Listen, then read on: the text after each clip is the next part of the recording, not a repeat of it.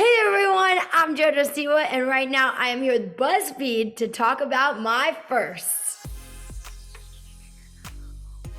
The first album that I ever bought would probably be a Hannah Montana album. When my mom and I would come out to California when I was little, we would drive from Palm Springs, where myself, my mom, and my grandparents lived, and we would drive out to LA. And that could be like a 2-hour drive, and we would listen to the Hannah Montana soundtrack the whole way. I know every song. It was our favorite thing to listen to. Favorite song from Hannah Montana? He Could Be the One.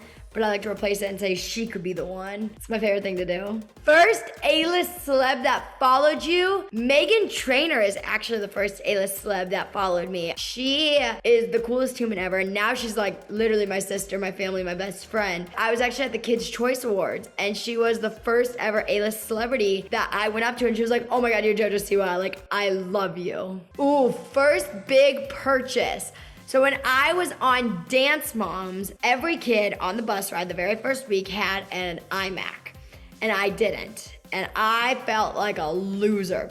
So I got my first paycheck and boom, took it to the Apple store and got me an iMac. First time you realized you were famous.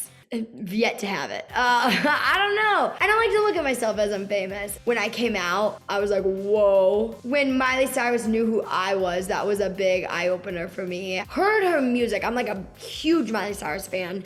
And where I was rehearsing, I heard her music playing next door, but there was no vocal. So I was like, oh my God, it's her band. The next day I heard her vocal, and I was like, oh my God, she's in there. So I told my choreographer, it was like our second to last day of rehearsals, and I was like, Richie, I cannot leave this area right now. I was like, if I come back into rehearsals, I was like, I'm gonna miss when she leaves her room, and I just need to see her. Even if I don't do anything, I just need to see her. So finally I'm waiting outside for like 2 hours. Finally I was like, all right, I'm just gonna go poke my head in the room, say hi, say I love you, and run away.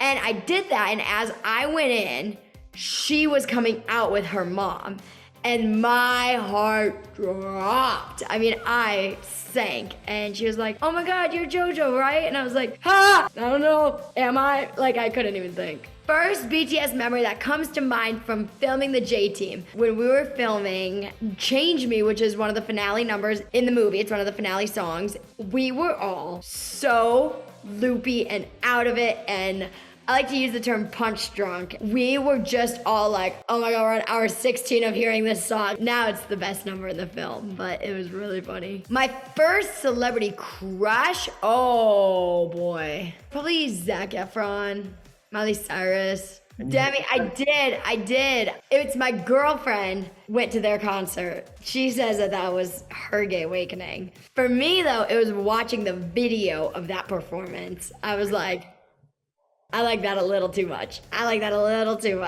First impression of my girlfriend. I actually thought my brother and her were like kind of talking. And so I was like, oh, Jaden's talking to girls. And now I'm like, ew. But I don't know. I think my first impression was like, oh, she looks cool. I'm scared of her.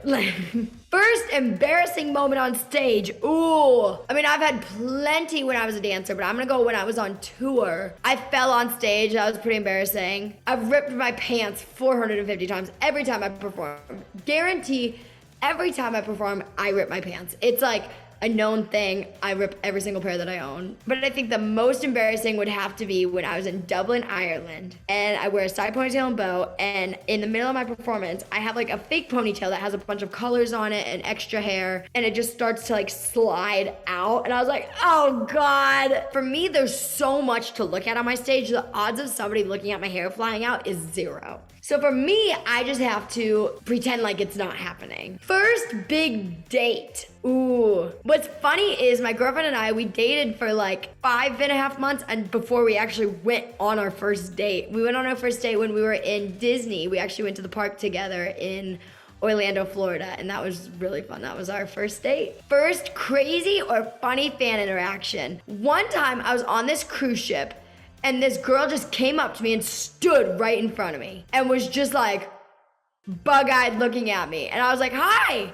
And she was just like, I was like, okay. And she was just blank the whole time. That one was really funny. First hard lesson you learned living in the public eye. Obviously, there's haters, and that was really hard to deal with when I was little. It still can be hard to deal with now. It was hard. It was hard to take at first, and I just was confused on it, and I didn't get why somebody wanted to be mean. It didn't make sense to me. First impression of Chloe Fineman's impersonation of you, I was honored. I thought it was beautiful. I really did. When I saw it, I was like, that is cool. You know how many people can say that they've done an impersonation of them on SNL? A lot. But it's really cool that I can too. I would host SNL tomorrow if they asked me to. Absolutely. All right, everybody. Well, that was my first. Thank you so much for watching. Make sure you stream The J Team on Paramount Plus. Peace.